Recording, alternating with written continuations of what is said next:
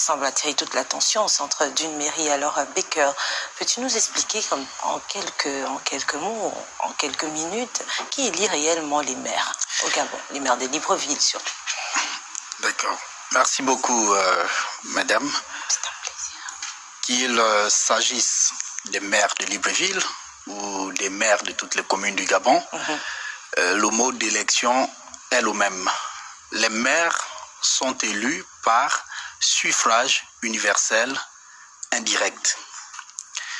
Et ce suffrage universel indirect est exprimé par ce qu'on appelle des grands électeurs, autrement dit des conseillers municipaux, qui eux, par ailleurs, sont élus par suffrage universel direct, donc par la population.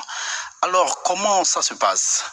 Tout à l'heure, M. Astagnas pouvait, dans son narratif, souligner que les conseillers municipaux correspondent au nombre de la population. Effectivement, lorsqu'on va à une élection locale, on commence par l'élection des conseillers municipaux. Ces derniers sont élus par la population. C'est la population qui les vote directement. Et par la suite, ce sont ces conseillers qui vont représenter l'ensemble de la population pour élire celui qu'on appelle maire. Mais il faut aussi comprendre qu'il y a aussi beaucoup de technicité, d'abord dans l'élection des conseillers municipaux. Parce que lorsqu'on va à une élection locale, les conseillers municipaux sont arrêtés selon le calcul proportionnel. Donc, lorsque chaque liste, chaque parti, on va dire, présente une liste. On a UDB, PDG, RPM, chacun présente une liste. Je vais prendre par exemple une circonscription où on a besoin de 17 conseillers dans un conseil municipal. Donc, UDB va présenter une liste de 17 membres, PDG, RPM et ainsi de suite. Ils vont au vote. Maintenant, pour obtenir le conseil, c'est dans chaque liste et selon le nombre de suffrages obtenus que chacun obtiendra un certain nombre de conseillers parmi les 17. Et c'est l'ensemble de ces 17 conseillers obtenus par le calcul proportionnel qui revient simplement à diviser le nombre de suffrages valables par le nombre de sièges. Et c'est cela qui attribue à chaque parti un nombre exact de conseillers. Et par la suite, on organise l'élection des maires. Ces derniers vont venir élire. Mais attention, c'est pas parce qu'on a déjà la logique voudrait normalement que lorsqu'on a déjà le maximum de conseillers, en principe, on est censé tenir le vote issu de notre formation politique, le maire issu de notre formation politique. Mais il y a ce qu'on appelle également des arrangements, des alliances, des coalitions qui peuvent venir compliquer la tâche à un parti qui a déjà plus de conseillers au départ. Et c'est pourquoi vous voyez souvent que lors d'une élection, un parti qui avait par exemple 10 conseillers sur 17 arrive quand même à perdre une élection parce que là-dedans, il y a beaucoup de mécanismes. Ils vont à une élection, il faut tenter le tout pour obtenir le maire qu'il faut. Donc, en résumé, les maires sont élus par les grands électeurs qu'on appelle les conseillers municipaux qui, eux, sont élus par un suffrage universel direct. Voilà. Donc, nous allons évoluer, mais il faudrait, je vais rester avec vous. Le suffrage indirect permet-il réellement une bonne représentativité des Librevillois? Oui, le suffrage universel indirect, il représente bel et bien la représentativité des populations, par exemple, de Libreville. Mais quels sont les avantages ou les limites de cette méthode? On va aller d'abord au niveau des avantages. L'avantage est que ces conseillers du conseil municipal émanent directement de la volonté des populations de leur circonscription. Ils ne viennent pas là par hasard. Ils sont là parce qu'ils ont été choisis et mandatés par le peuple à travers leur vote.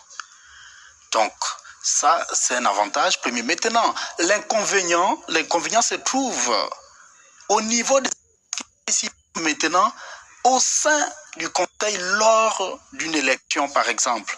Parce que parfois, on peut avoir mandaté une personne pensant que c'est la personne idéale pour nous représenter, mais on reste des êtres humains et chaque être humain a ses dérives.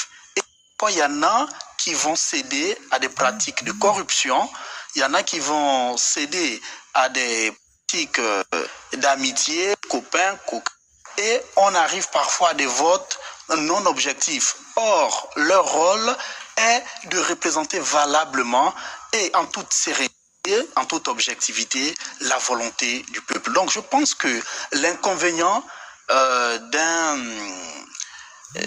conseiller municipal élu par suffrage universel indirect, c'est au niveau maintenant de ses convictions personnelles. Ah, la question est finalement apparue. Si vous voulez, je peux refaire la lecture. Non, je crois que c'est... Allez, Baker. Voilà.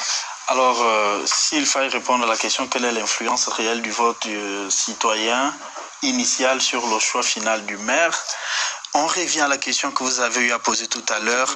Quelles sont les limites aujourd'hui, je ne sais pas si c'est M. Bouka qui posait, les limites du suffrage universel indirect. Voilà là où se trouvent les limites. Les limites sont à quel niveau? C'est au niveau des formations politiques. Parce que, comme je l'ai toujours dit, lorsqu'on appartient à une formation politique, systématiquement, ça devient un petit frein à la démocratie et ça devient un petit frein à l'expression même voulue par la population. Je m'explique. Vous pouvez avoir envoyé tous vos élus, vos conseillers, mais c'est le chef du parti qui choisit qui il doit investir. Donc, à cet instant, parfois, la volonté du peuple ne pèse même plus. Donc, au niveau du maire de Libreville, le vote initial de la population ne pouvait pas impacter ce choix dans la mesure où le choix du candidat repose sur la discrétion même, le pouvoir discrétionnaire du chef de ce parti. Donc ici, la population, certes, a envoyé des conseillers, mais la population n'est pas responsable de qui on va choisir pour être maire de Libreville dans la mesure où c'est la volonté du chef du parti. Donc, il n'y a pas eu il y a naturellement plus d'influence de vote là-dessus. Baker, on va finir avec toi au terme de cette émission. Qu'est-ce que nous devons retenir? Quel est ton dernier mot? Alors, merci encore, madame, pour cette magnifique émission. Si on devrait retenir un mot, c'est celui de lancer un appel très solennel au chef de l'État. Sortons un peu des anciennes pratiques et essayons un peu pour une fois de passer de la parole à l'acte dans notre pays. Vous avez maintes fois annoncé la décentralisation. Et en tant qu'analyste, nous pensons que c'est quelque chose qui va faire avancer nos localités, nos communes, nos arrondissements. Alors, rendez cela effectif. Voilà quelque chose qui sera positif pour notre pays dans cette 5e République. Merci, Baker.